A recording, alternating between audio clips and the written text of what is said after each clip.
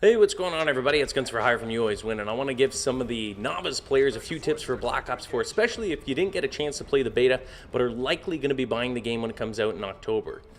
Now, the gameplay in the background is actually my youngest son, Ewan, who is only 11 years old. We're a gaming household, and I have to say I'm quite impressed with his skills already. He got to play a little bit of the Black Ops 4 beta with me. We took turns. I mean, the time he's a teenager, he's going to be quite deadly. Anyway, let's get into this. If you are an experienced player with a kill-death ratio of above 1.5, then none of this really applies to you, as these are quite basic. Firstly, and I can't stress this enough, stick to the perimeters. Do not rush the center unless you really want to die quickly. Let's be honest here, you have a lower than 2.0 KD for a reason.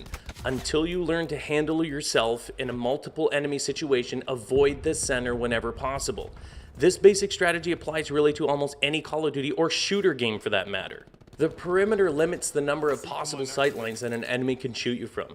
When first moving away from spawn, like when the game first starts, you only have to worry about what's in front of you and possibly enemies approaching from the side. Once you approach the midpoint of the map, slow down, be in a position that offers a little bit of cover, aim down your sights, or at least be ready to do so, as this is going to be the first point of interaction with the enemy players. If you're successful in killing an enemy, slowly move forward and help your team push their spawn. Again, slowing down once you are just past the midpoint, as the enemy players have likely respawned and will be pushing again. If you got killed, push the same side, but expect to engage the enemy before you hit the midpoint, as they're likely pushing up that side as well. Once the game is in full swing and enemy players are spawning all over the place, the perimeter still limits possible sight lines to 180 degrees.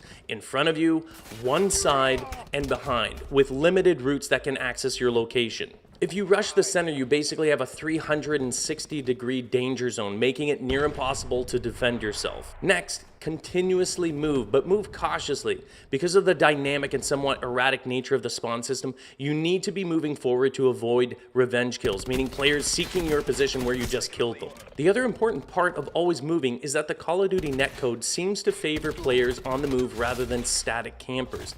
I'm not sure why this happens, and I can't say that this is actual fact, but in my experience over the last 9 years, playing every Call of Duty since Call of Duty 4 basically, that players on the move seem to be able to kill players who are static more often than the other way around. This doesn't mean that you need to be constantly sprinting, just keep moving. Now, specific to Black Ops 4, the increased health of all players really requires a careful selection of weapons based on what your strengths are.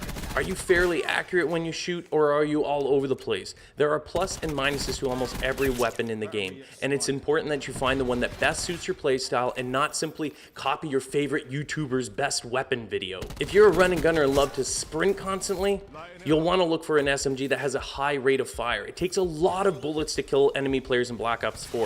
So the more you can throw their way in as little time as possible, the better. Something like the Spitfire or SOG 9mm would help. However, if you really aren't that accurate when running and gunning, then the Cordite, which is kind of like a P90, may be more useful to you, as it has the highest magazine capacity of all the SMGs, starting at 60 and going up to an impressive 90 rounds with extend mags. This is the quintessential spray and pray weapon of choice. Honestly, once your skill level is high enough, the exact SMG won't really matter, but in the beginning, every little bit helps. Again, try to avoid picking specific weapons that an already skilled gamer tells you to use, as this may just result in you getting owned. Even the tips that I'm giving you in this video should be taken with a grain of salt. The best way to figure out which weapon is right for you is to use them all and see which one feels the best. If you're fairly accurate and find that you're engaging with a lot of enemy players at medium to long range, then I highly recommend that you try the ICR. It's not high damage, but it's easily the most accurate rifle in its class, and if you're on target, you'll be able to kill the enemy players quickly. In terms of the other ARs, it's really hit or miss for me, so I can't give you any tips. Outside of the ARs, if you're looking for something similar in terms of accuracy and fast kill rate, I highly recommend that you look into the Swordfish, which is a tactical rifle. It's a very accurate 3-round burst rifle that drops enemy players fast. Again, if you are accurate, it's a good choice. As far as your gear goes, most players will tell you that the stim shot is the best choice, as it allows you to recharge your stim shot considerably faster. Here's the reality for those of you that are sporting a KD ratio under 1.5. On average, you are not surviving more than one engagement with enemy players, so choosing the stim shot is a waste.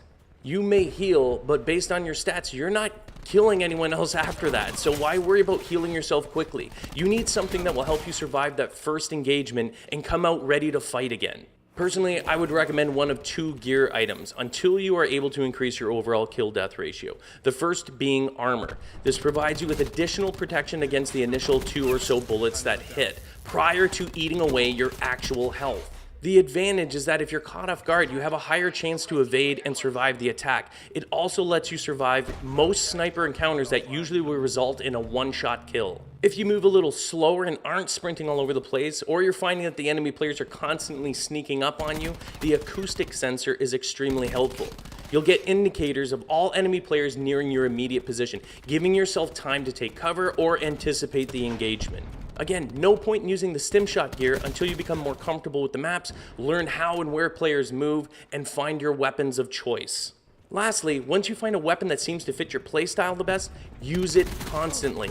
Get to know the weapon inside and out. You want to know how it performs in every possible encounter. Learn its weaknesses and strengths. You'll learn to avoid using it when you see an enemy player at a distance where that particular weapon is not really effective. For me, I learned to get really good at using 2 weapons, one for running and gunning, and one for the medium long range slower paced gameplay. There's a ton more advice I can give you, but for now, I would try to implement some of these recommendations first. I know a lot of people are on the fence with this game, but for me, so far at least, Black Ops 4 is proving to be an enjoyable experience, and we haven't even touched the Blackout Battle Royale mode yet. Anyway, that's it. Hope you guys enjoyed the video. If you did, hit the like button. If you haven't done so already, please do subscribe to You Always Win for more Black Ops 4 gameplay coming very soon. Mission objective, green across the board.